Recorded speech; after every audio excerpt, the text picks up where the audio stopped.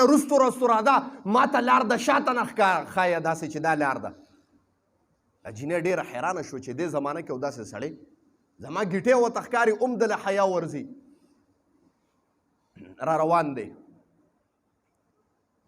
پلار ته وایي بابا جانه دا سړی زورور هم دی زور هم دی پکې خو لیکن خیانتګر نه دی امانتګر هم دی ستا چې کوم اهل دی هغې ته په بد نظر چاته نه دی کتلی او نه به وګوري زما دا امید دی. دا لور ورته وایي